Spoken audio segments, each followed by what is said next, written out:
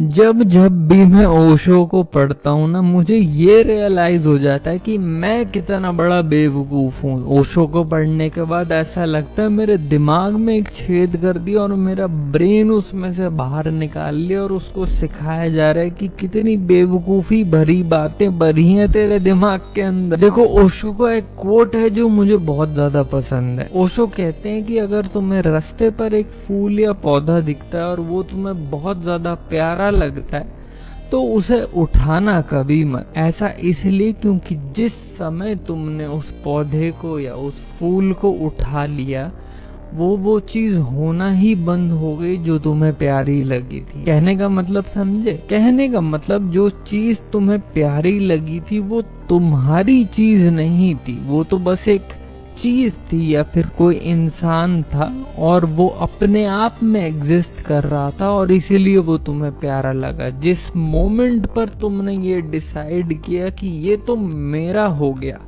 ये पौधा अब मेरा है, ये फूल अब मेरा है, ये इंसान अब मेरा है, उसी समय तुमने वो चीज लूज कर दी जो एक्चुअली तुम्हें प्यारी लगी। ओशो ने कहा था, love is not about possession, love is about appreciation. उस चीजों को अप्रिशिएट करो जो तुम्हें प्यारी लगती है, उस चीज को अपना बनाने की कोशिश मत करो, क्योंकि जिस समय तुमने उस चीज को अपना बनाने की कोशिश कर दी उसी समय तुमने उस चीज को खो दिया जो तुम्हें एक्चुअली प्यारी लगी। और ये एक्चुअली लव नहीं है, ये एक पोजेशन का तरीका है जो अल्टीमेटली तुम्हें हर्ट ही करे। और ये बात जो है ना, हर छोटी से छोटी चीज पे अप्लाई होती है। मेरे बाल, मेरा फेस, मेरे कपड़े, मैं हर छोटी से छोटी चीज से अटैच हो सकता हूँ। पॉइंट ये है कि मैं इसको अपना बुलाना छोड़ दूं या फिर अपना मानना छोड़ दूं, क्योंकि ये मेरा नहीं है। जिस मोमेंट पर मैंने इसे अपने का नाम दे दिया उसी समय मैं इसके अटैचमेंट में फंस गया और प्यार वहां से गायब हो गया। पर पता है, कुछ लोग मानते हैं कि लव एक्चुअली अनकंडीशनल हो ही नहीं सकता।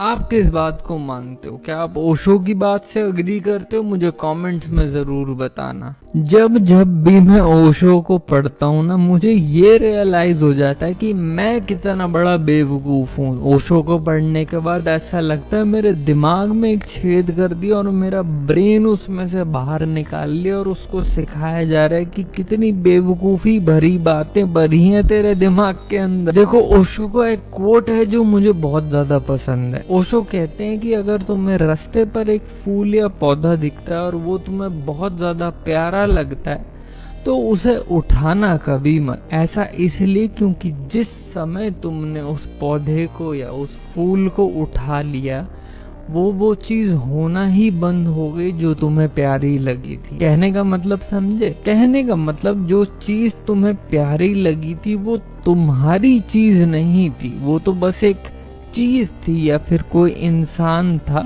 और वो अपने आप में एग्जिस्ट कर रहा था और इसीलिए वो तुम्हें प्यारा लगा। जिस मोमेंट पर तुमने ये डिसाइड किया कि ये तो मेरा हो गया, ये पौधा अब मेरा है, ये फूल अब मेरा है, ये इंसान अब मेरा है, उसी समय तुमने वो चीज लूज कर दी जो एक्चुअली तुम्हें प्यारी लगी। ओशो ने कहा था, love is not about possession, love is about appreciation. उस चीजों को अप्रिशिएट करो जो तुम्हें प्यारी लगती है, उस चीज को अपना बनाने की कोशिश मत करो, क्योंकि जिस समय तुमने उस चीज को अपना बनाने की कोशिश कर दी उसी समय तुमने उस चीज को खो दिया जो तुम्हें एक्चुअली प्यारी लगी। और ये एक्चुअली लव नहीं है, ये एक पोजेशन का तरीका है जो अल्टीमेटली तुम्हें हर्ट ही करे। और ये बात जो है ना, हर छोटी से छोटी चीज पे अप्लाई होती है। मेरे बाल, मेरा फेस, मेरे कपड़े, मैं हर छोटी से छोटी चीज से अटैच हो सकता हूँ। पॉइंट ये है